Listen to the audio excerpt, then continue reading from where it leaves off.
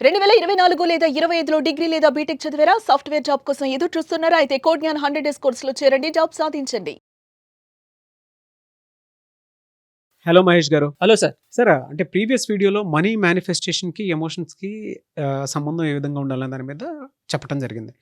ఈ వీడియోలో జనరల్‌గా హ్యూమన్ సర్కమ్‌స్టాన్సెస్ ఏ విధంగా మనిషిని టర్న్ చేసి మనం అనుకున్న మేనిఫెస్టేషన్‌ని రాంగ్ అయ్యేలా చేస్తాయి. దాన్ని ఎలా ఓవర్‌కమ్ చేయాలి?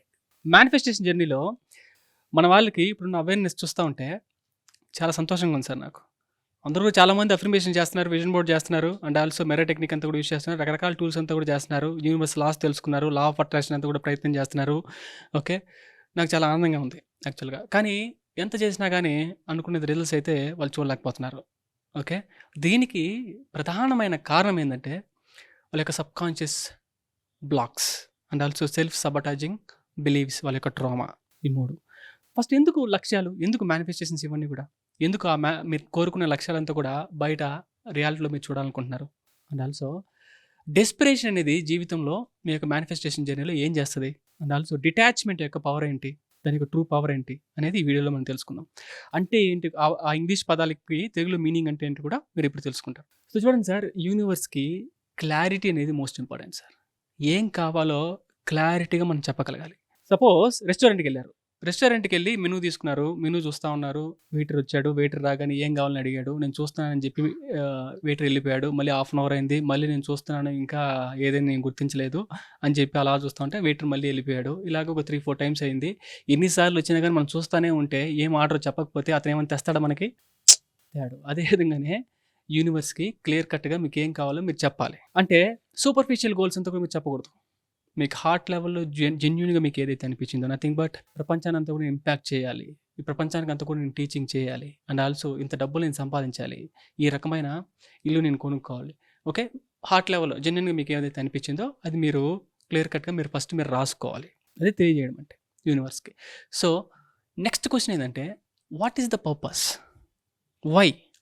నెక్స్ట్ క్వశ్చన్ ఏంటి, ఎందుకు ఆ లక్ష్యాలు మీరు కావాలనుకుంటున్నారు? ఎందుకు మేనిఫెస్టేషన్ చేయాలనుకుంటున్నారు? వై?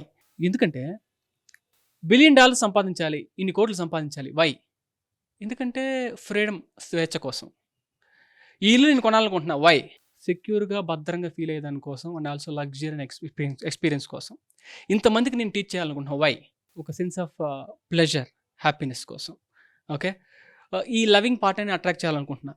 ఈ క్యారెక్టరిస్టిక్స్ ఉన్న మనిషిని నేను నా జీవిత భాగస్వామిగా నేను రావాలనుకుంటున్నా. వై? ఎందుకంటే ఆ లవ్ని ఎక్స్పీరియన్స్ చేయడం కోసం. అల్టిమేట్గా ఫైనల్గా ఏం చెప్తున్నాం సార్, ఈ ఎమోషనల్ ఎక్స్పీరియన్సెస్ అంటే ఎమోషనల్సే చెప్తున్నాం మనం ఫైనల్గా. ఎందుకు వై అని క్వశ్చన్ చేసుకుంటే పర్పస్ అని ఏమడితే లక్ష్యాల యొక్క పర్పస్ ఈ యొక్క ఎమోషన్స్. సో ఇక్కడ క్వశ్చన్ ఏంటంటే చాలామంది లైఫ్ అనేది రేస్, ఆ సినిమాలో 3 Idiots సినిమాలో చెప్పినట్టు లైఫ్ అనేది race, run run run run అని చెప్పి అందరూ కూడా ఒక ఇల్యూజన్లో ఉంటారు. ఏమని చెప్పి ఆ లక్ష్యాలు సాధించేంత వరకు ఎమోషన్స్ అంతా కూడా, ఈ పాజిటివ్ ఎమోషన్స్ అంతా కూడా ఎక్కడో ఉంటుంది, బయట ఎన్నో ఉంటుంది, ఎన్నో సంవత్సరాలు దాటి. ఓకే. అంతవరకు మన దగ్గర అయితే ఉండదు, అంతవరకు మనం సప్రెస్ చేసుకోవాలి, అనగదొక్కోవాలి. ఇట్లా కదా టీచర్స్ అంతా కూడా చిన్నప్పుడు నేను ట్రైన్ చేసి ఉంటారు. అదేవిధంగా జనాలు ఇప్పుడు కూడా చాలామంది వాళ్ళ యొక్క గోల్స్కి అంతా కూడా ముడిపెట్టుకొని వెయిట్ చేస్తూ ఉంటారు అనమాట.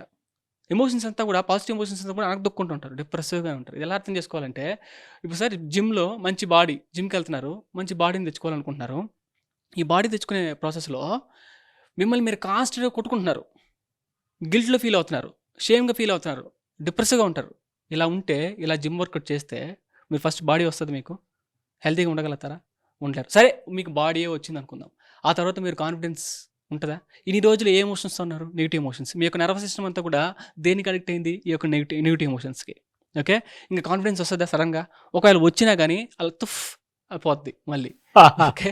సో ఇది ఎందుకు, ఇన్ని రోజులు నెగిటివ్ ఎమోషన్స్లో ఉన్నారు కాబట్టి. సో కాన్ఫిడెన్స్ ఎక్కడో బయట ఉంది, ఎన్నో సంవత్సరాల తర్వాత వస్తుంది, ఆ బాడీ అంతా వచ్చిన తర్వాత వస్తుంది అని చెప్పి ఇన్ని రోజులు మీరు అనగదొక్కున్నారు కాన్ఫిడెన్స్ అని చెప్పి. ఈ ప్రపంచం అంతా కూడా మిమ్మల్ని బ్లైండ్గా నమ్మించింది.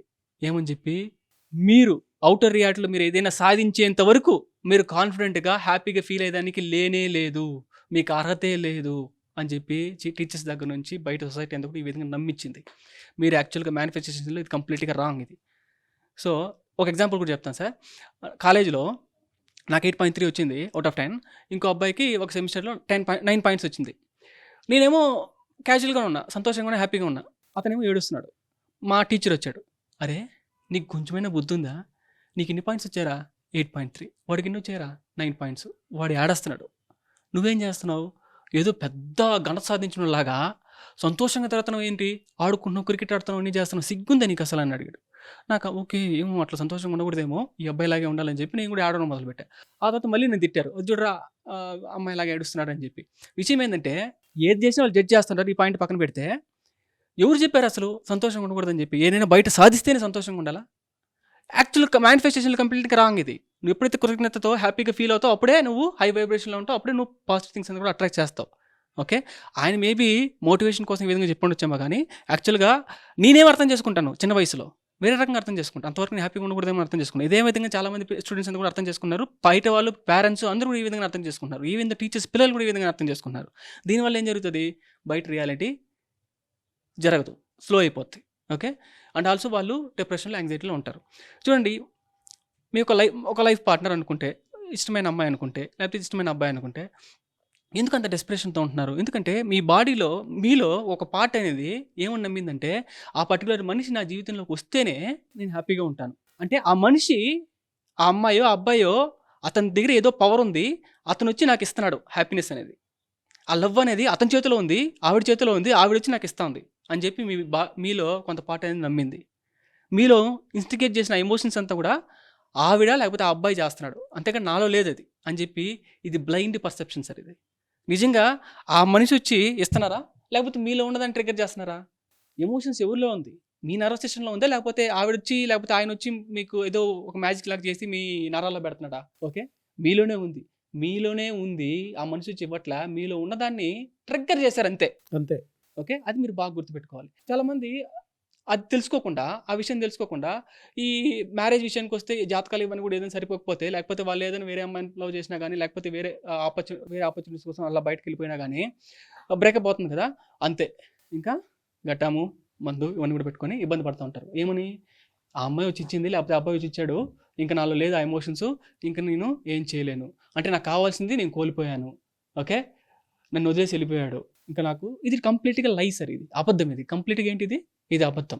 So everything in your life, things, people, circumstances, situations, everything is reflection. ప్రతి ఒక్కటి కూడా మిర్రర్, అద్దాలు. ప్రతి ఒక్కటి కూడా మీలో ఏముందో తెలిపే అద్దాలు. ఒక మనిషి కావచ్చు, సిచ్యువేషన్ కావచ్చు, మీలో ఏముందో తెలిపే అద్దాలు. అంటే ఆ మనిషి వచ్చాడు, నీకు లవ్ ట్రిగ్గర్ అయింది, వెళ్ళిపోయాడు, బాధ వచ్చింది, మీ లోపల ఏముంది? 2 ఎమోషన్స్ ఉన్నాయి. ఒకటి పాజిటివ్ ఎమోషన్స్ ఉన్నాయి, నెగిటివ్ ఎమోషన్స్ ఉన్నాయి. అసలు ఎందుకు వచ్చింది పాజిటివ్ ఎమోషన్? ఎందుకు వచ్చింది? నెగిటివ్ ఎమోషన్ వచ్చింది ఎందుకు వచ్చింది? అసలు నెగిటివ్ ఎమోషన్స్ నా వల్ల కావట్లేదు, నాకు వద్దు ఆ నెగిటివ్ ఎమోషన్స్. అది పోవాలంటే, ఈవెన్ ద సిచ్యువేషన్ అమ్మాయి వదిలేసి వెళ్ళిపోయినా కానీ అది పోవాలంటే, డబ్బులు కోల్పోయినా పోవాలంటే, ఆ ఎమోషన్స్ రాకుండా ఉండాలంటే ఏం చేయాలి అని నెక్స్ట్ వీడియోలో తెలుసుకుందాం. ఎనీవేస్, థ్యాంక్ యూ అండి. Thank you so much Mahesh గారు. చాలా మంది క్లాసెస్ ఎప్పుడు ఉంటాయని చెప్పేసి అడుగుతూ ఉన్నారు. ఎప్పుడు ఉండే అవకాశం ఉంటుంది? నవంబర్ 25th నుంచి sir, healing and manifestation deeper లెవెల్లో హీలింగ్ అనేది చేపిస్తాం. And also multiple manifestation techniques అంతా కూడా చాలా డీపర్ లెవెల్లో న్యూరో సైన్స్ అంతా కూడా యూస్ చేసి, ప్రాక్టికల్ స్పిరిచువాలిటీ అంతా కూడా యూస్ చేసి నేర్పించడం అనేది జరుగుతుంది.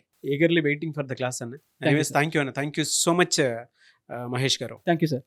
చూసారు కదా వీడియో. ఈ వీడియోపై మీ అభిప్రాయాన్ని కమెంట్ బాక్స్లో పోస్ట్ చేయండి. ముఖ్యంగా మీరు కనుక ఎవరైనా సరే మహేష్ గారి క్లాస్ కనుక అటెండ్ అవ్వాలి అనుకుంటే మాత్రం స్క్రీన్ మీద మీ కాంటాక్ట్ నెంబర్ కనిపిస్తుంది. నవంబర్ 25th నుంచి బ్యాచ్ స్టార్ట్ అవుతున్నాయి. సో వెంటనే స్క్రీన్ మీద కనిపిస్తున్న number call or message WhatsApp చేసి ఎన్రోల్ చేసుకోండి. ఈ వీడియో లైక్ చేసి షేర్ మాత్రం తప్పకుండా చేయండి. ఇలాంటి మరిన్ని వీడియోస్ కోసం మా ఛానల్ ఫాలో అవ్వండి. Thank you. సుమన్ టీవీలో మీ పర్సనల్ అండ్ బిజినెస్ ప్రమోషన్స్ కోసం కింది నెంబర్కి కాంటాక్ట్ చేయండి.